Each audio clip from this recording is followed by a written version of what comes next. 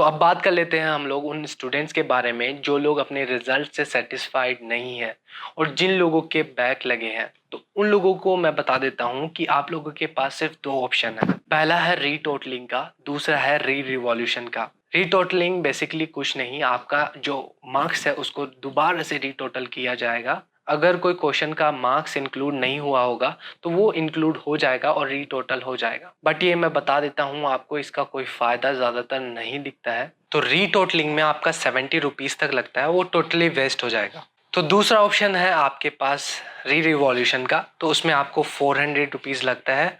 उसमें आपकी कॉपी दोबारा चेक की जाती है और उसमें आपके ज़्यादा चांसेस होते हैं नंबर बढ़ने के। तो जैसे आप यहाँ पर डेट देख रहे हैं, जब भी आपको कोई रिजल्ट डिक्लेयर होता है तो उसमें आपको एक डेट मिलता है रिवॉल्यूशन अप्लाई करने का। तो इस डेट से पहले आप लोगों को रिवॉल्यूशन अप्लाई करना पड़ता है। जैसे ही आप अप्लाई करते हैं तो 15 से 20 डेज के बाद वो रिजल्ट आपका आ जाता है रिवॉल्यूशन का, जो यहाँ पर आपको शो होगा।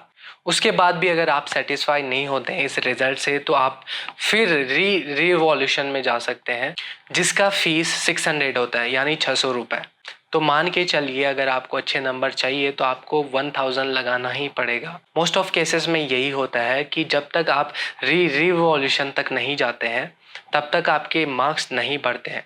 सिर्फ रिवॉल्यूशन में आपके मार्क्स नहीं बढ़ेंगे, यानी उसके चांसेस कम है। फिर भी रिवॉल्यूशन बनने से पहले मैं आपको 2-3 चीज़ें बता देता हूँ। पहली चीज़, अगर आपके नंबर 50 से ज़्यादा है या 50 के आसपास है तो ट्राई कीजिएगा कि आप इस बार रिवॉल्यूशन ना भरें।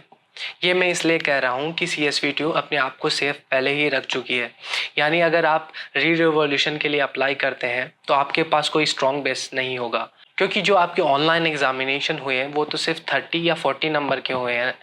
तो आपको जो मार्क्स मिलेंगे उन्हीं के अंदर होंगे और आपको पता नहीं है उसमें से आपको कितने नंबर मिले हैं, और आपको ये भी नहीं पता है कि जो आपके एवरेज प्रीवियस सेमेस्टर से मिलने वाले थे वो आपको कितने मिले हैं। तो CSV2 इस केसेस में पहले ही अपने आप को सेफ रख चुकी है। तो अगर आपको फुल कॉन्फिडेंस हो अपने में और आप रिस्क लेना चाहते हैं तो आप बेशक जाइए। इस बार ऑनलाइन है इसलिए मैं आपको ये चीज़ बोल रहा हूँ, नहीं तो जब ऑफलाइन होते हैं आप जा सकते हैं बेशक। दूसरी बात, जिन लोगों के बैक लगे हैं उन लोगों को मैं बता देता हूँ कि आपके पास यही एक ऑप्शन है, तो आप बेशक जाइए बिना कोई सोचे समझे।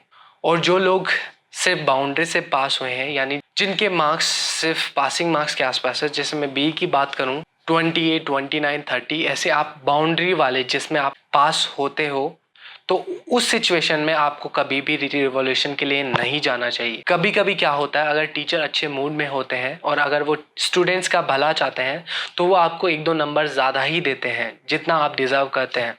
तो कभी कभी क्या होता है, आप रिवॉल्यूशन में जाते हैं तो वो कोई दूसरा टीचर आपका चेक करता है और वो आपको कम ही नंबर देगा। हो सकता है आपके नंबर बढ़ने के बजाय आपके नंबर कम हो जाए और आप फेल हो जाए। इन केसेस में आपको कभी भी रिस्क नहीं लेना चाहिए।